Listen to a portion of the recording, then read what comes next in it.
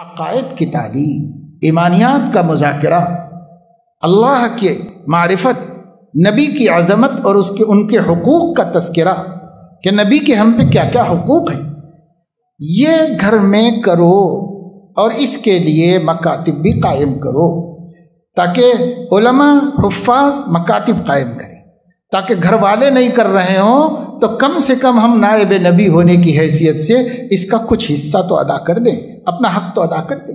ہماری ذمہ داری تو ہے۔ گھر والے بچوں کو ملحد بنا رہے ہیں، زندیق بنا رہے ہیں، تو خیر گھر والے تو جواب دیں گے ہی، محلے کے پیش امام صاحب بھی تو جواب دیں گے۔ تو اس لیے مکاتب کا قیام کیجیے، منظم مکاتب۔ ہمارے 2000 کے واسطے نہیں، ملے نہ ملے، لیکن میرے ذریعے سے محلے کے 10 20 25 50 بچے جہنم کی آگ سے بچ جائیں۔ قوا انفسکم واہلیکم نارا، اپنے اہل میں اپنے خاندان والے داخل ہیں، اپنے اہل میں اپنے تحت کام کرنے والے داخل ہیں، اپنے اہل میں اپنے اڑوس پڑوس جن سے ہمارے ساجھے ہیں، محبت ہیں، رشتہ داریاں ہیں، یہ سب داخل ہیں۔ آپ ان کی فکر کیجیے۔ اس لیے یہ بات کی بار بار توجہ دلائی جا رہی ہے، بالخصوص آنے والے دنوں کے لیے ابھی سے مسلمانوں کو بہت سخت تیاری کرنے کی ضرورت ہے، اس لیے کہ آنے والے دنوں میں کسی ایک اسٹیٹ میں نہیں بلکہ پورے ہندوستان میں ایک نیا نظام تعلیم آ رہا ہے، پورے ہندوستان میں آ رہا ہے۔ آنے کی پوری تیاریاں ہیں، ہو چکی ہیں، اور وہ سب کچھ پاس ہے، منظور ہے، قانون بن چکا ہے، نفاذ کی تیاریاں ہو رہی ہیں، سلیبس پرنٹ ہو رہا ہے، سب ہو رہا ہے۔ اسے ہو سکتا ہے کہ اس سال کو تو ایسے ہی ضائع کر دیا ہے، اور وہ چاہ بھی یہی رہے ہوں گے کہ یہ سال اسی طریقے سے نکل جائے، اور نیا تعلیمی سال نئے انتظامات کے ساتھ اور نئے نصاب کے ساتھ اور نئے نظام، مجوزہ نظام کے ساتھ وہ شروع کیا جا سکے۔ تو اس کی تیاریاں مکمل ہیں۔ غالب گمان یہ ہے کہ اس آنے والے تعلیمی سال سے اس نظام کو نافذ کر دیا جائے گا، یا ہو سکتا ہے آگے پیچھے ہو جائے تو 1 سال اور لگے گا، بس اس کے بعد وہ نظام نافذ ہو جائے گا۔ اس نظام میں کوئی، کہتے ہیں ماہرین کہ تعلیمی خرابی نہیں ہے، نصاب اچھا ہے، نظام اچھا ہے، ترتیب اچھی ہے، اور بچوں کے پڑھنے میں جو سہولتیں دی گئی ہیں وہ سہولتیں بچوں کو زیادہ سے زیادہ تعلیم یافتہ بنانے میں مددگار ہے، معاون ہیں۔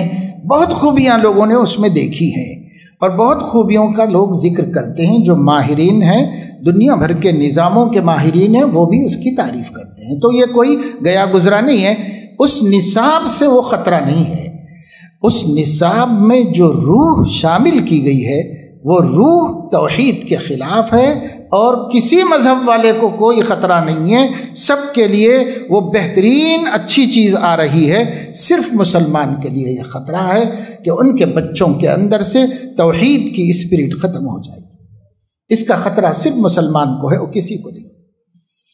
توحید، اس لیے کہ پورا کا پورا نظام وہ بنایا گیا ہے شرک کی بنیادوں پر، اور اس کا نام ہندوازم یا ہندو کلچر نہیں رکھا گیا ہے، کیونکہ پتہ ہے کہ اس سے کوئی قبول نہیں کرے گا، اس لیے اس کا نام رکھا گیا ہے بھارتیہ کلچر۔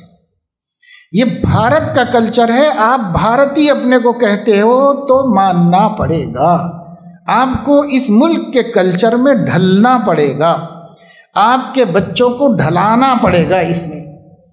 یہ چیز انہوں نے لائی، اور اسی وجہ سے کوئی قوم متفکر نہیں ہے سوائے مسلمانوں، اور مسلمانوں کا بھی جدید تعلیم یافتہ طبقہ متفکر نہیں ہے، اس لیے کہ اس نے اس پالیسی کا جائزہ لیا ہے تعلیم کے معیار کی حیثیت سے، تو ان کو خوبیاں ہی خوبیاں دکھائی دی، اس لیے وہ بھی مخالف نہیں، وہ مسلمان بھی مخالف نہیں۔ اب صرف وہی مخالف ہیں جن تعلیم یافتہ لوگوں کو مذہب کی بھی اہمیت کا پتہ ہے، عقیدے کی اہمیت کا پتہ ہے۔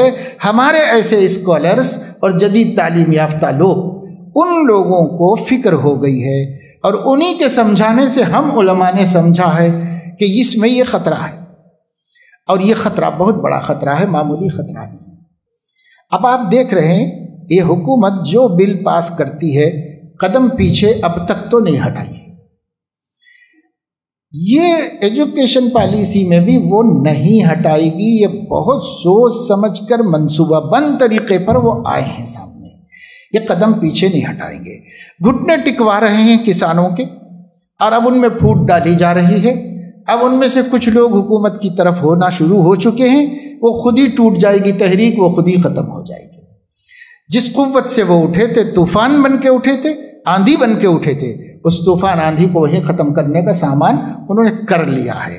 وہ پہلے سے ریڈی ہیں ہر چیز کے واسطے، وہ ہماری طرح غافل نہیں بیٹھے ہوئے ہیں، وہ پہلے سے تیار بیٹھے ہوئے ہیں، تیاری کر کے بیٹھے ہوئے ہیں۔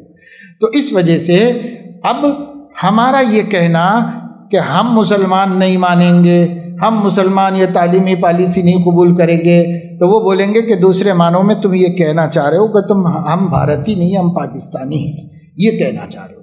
تو یہ تہمت ہم پر لگا دی جائے گی اور ہمارے لیے راستہ اور مشکل کر دیا جائے گا۔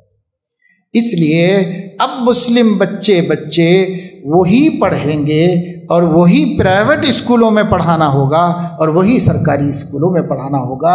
آپ کے لیے بچنے کا کوئی راستہ نہیں رہے گا۔ کیا کیا جائے؟ کیا ایمان کا سودا کر لیں گے؟ کیا توحید سے ہاتھ دھو لیں گے؟ کیا 25 کروڑ مسلمانوں کی کم از کم 15 کروڑ بچوں کو جہنم کی طرف جانے کے لیے دے دیں گے؟ کیا کریں گے؟ نہیں مانیں گے؟ ممکن نہیں ہے۔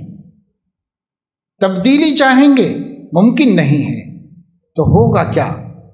اس کے لیے واحد راستہ اگر اب باقی رہ گیا ہے توحید، رسالت، عقیدہ، ایمان کی سلامتی کا، تو صرف ایک ہے اور وہ ہے مکاتب کا سسٹم، اور کوئی راستہ نہیں۔